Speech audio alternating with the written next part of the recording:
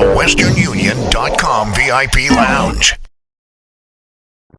What up, DC right here, of course, in the westernunion.com VIP Lounge. Got a couple of guys in the building who are going to be out there on Saturday in San Jose. Of course, Randy Couture in the building, my man Liam McGeary. Give it up for them, y'all. What up? Put your hands together. Bellator 154 going down this Saturday.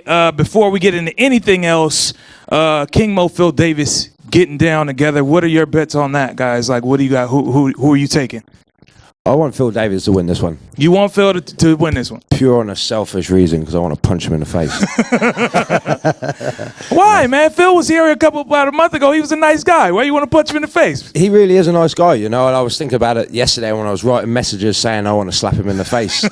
He has a nice face. He's a good-looking dude. Right. But he's just got that cocky smile. Plus, he also said something that wound on me, and I've been thinking about it ever since he said it. So it's just been playing on in my head over and over and over again, and it's got to the point where I just want to punch him in the face now. Okay, well, you know, take that your word is for what it. we do. It is what you do. You're right.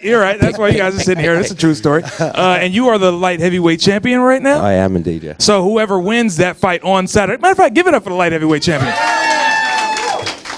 Whoever wins that fight on Saturday is going to be who you're going to be facing next. That is indeed, yeah. And I'm going to be staring right at him and watching him every single step of the way. Okay, so what do you got on Saturday in that fight? I think that's one of the things I like about this matchup is it's a coin toss. It's both guys have great wrestling pedigrees. Yeah.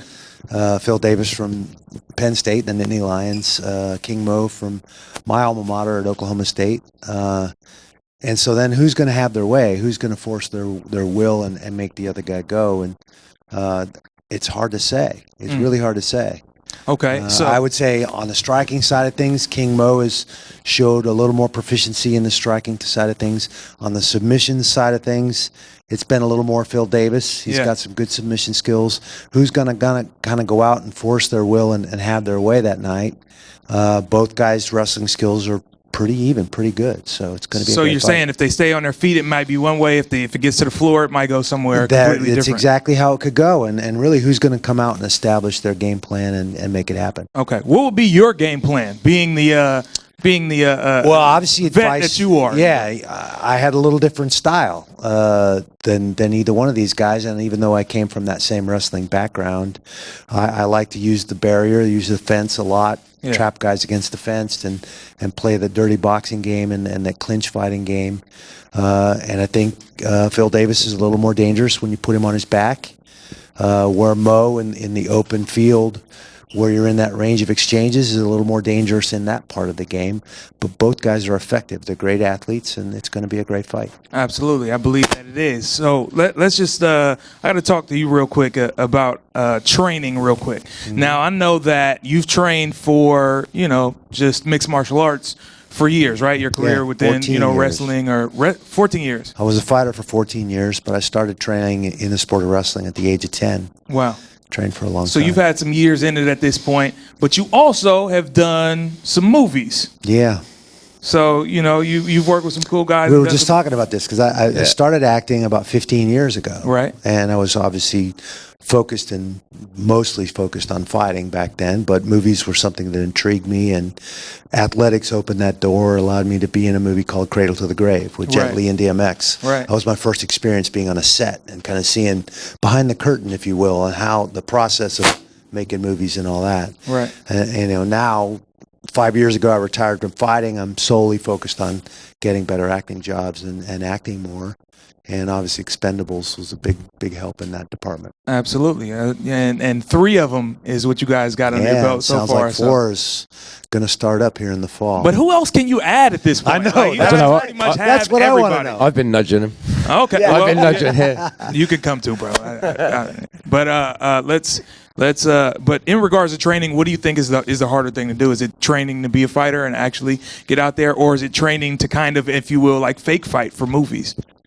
Well, there's nothing like fighting, right, in my opinion. There's no tougher sport. There's no more discipline and character building sport than wrestling and mixed martial arts. The individual combative sports, I think, are very, very unique in that way. You walk up there by yourself.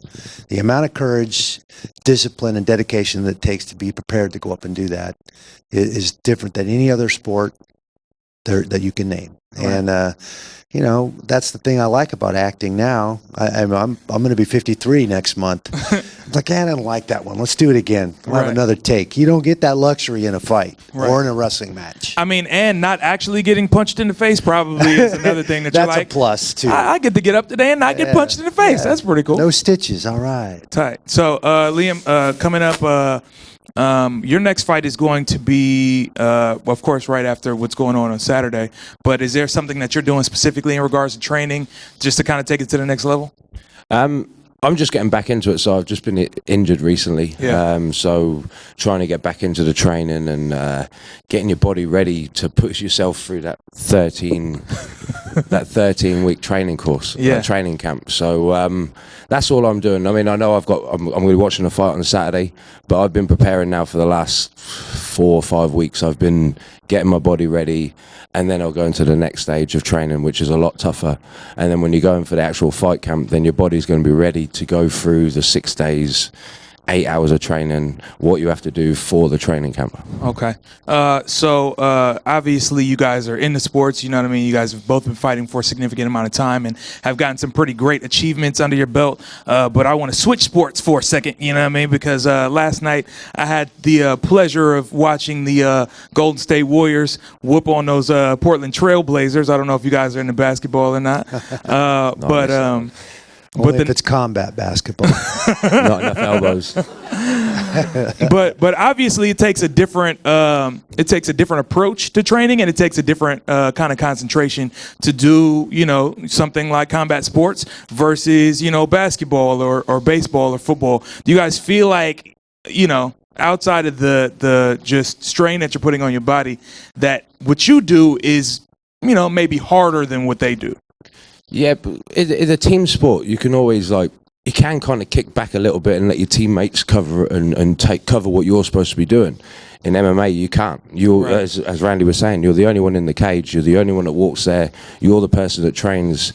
If you try taking the easier way out, you're going to get a black eye, broken nose, bust arm, or anything can go wrong. You know, you have to be 100% on your game the whole time. There's a physicality involved in a combative sport.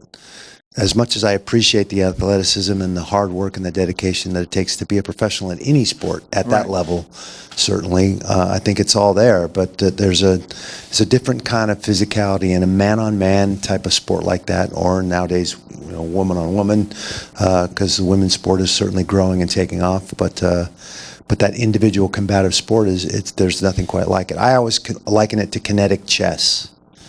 Yeah, it's an action-reaction. He can do this, I can do that. It's chess. It's a thinking man's game. Having to look ahead to kind Everybody of figure assumes it out. it's just a physical, brutal thing. It's not. It's a very, very cerebral thing. You plan, study tape. You know your opponent's strengths and weaknesses, and you're going out there and you're pitting your strengths and weaknesses against his in a very real sense. All right. Randy Couture, Liam McGeary in the building right now. It's DC 106 KMEL in the WesternUnion.com VIP lounge. I want to talk about this. There's been a lot of talk, maybe the past couple of weeks, because one significant boxer who retired over the past year and another MMA fighter, you know, I don't want to put the names out there, but I think you guys know who it is I'm talking about, have decided that, you know, maybe they might throw their hats in the ring against each other. Do you feel like one would be more at a disadvantage, whether or not you're talking about Conor or whether you're talking about money? What's the rules of engagement? Is it a boxing match or is it an MMA fight? Well, I think it would have to be a boxing match because I don't think that Floyd knows how to use his feet like that. Well, that's the question. And if it's a boxing match, then Conor McGregor's in way over his head. It's that simple. Floyd's been doing this for a long time, boxing, and Conor's been doing it MMA. It's a whole different sport when you just do one thing. Exactly. When you're just throwing hands, all you want to do is throw your feet, or you want to take them down to the ground, but you can't. And that boxer, all he knows is to throw hands. Right. So both of you, if it was just a boxing match, both of you would be taking Floyd. If that's the rules of engagement, I think that hands down 9 times out of 10, Floyd's going to win that fight. And if it's an MMA fight with MMA rules, 9 times out of 10, Floyd's going to get his butt whooped. because you guys feel like boxers maybe. There's always because they that just- chance. There's always that chance. Right. Puncher's chance. So Again, I'll if- give you that one. Again, if but it goes head that's up, it. if it goes head up and nothing gets to the floor or anything like that, anything could happen. But again, with MMA, there's just so many ways to pretty much take a guy out, whether or not you're hands, feet, or Elbows, knees. submission. Right. Yeah. Okay. Cool. So, do you guys feel like would you say hands down that in an MMA fight, a boxer is probably not going to be able to hang with any of the best guys in the sport? We've already been there. I fought James Toney. He's a world-class boxer, world champion. I fought him 7 years ago now in Boston, and lasted about 45 seconds. Didn't end well for him. For him. I was a lot happier than he was. All right. Well, make sure you guys check it out. This Saturday, it's going to be going down SAP Center in San Jose, Bellator 154. Lee McGeary, and of course, my man Randy Couture in the building. DC with you right here on KMEL. Thank you guys for being in the building too. Make some noise for these fellas. Thanks, guys. It's going to be a good time on Saturday. Make sure you check it out on Spike TV. All right.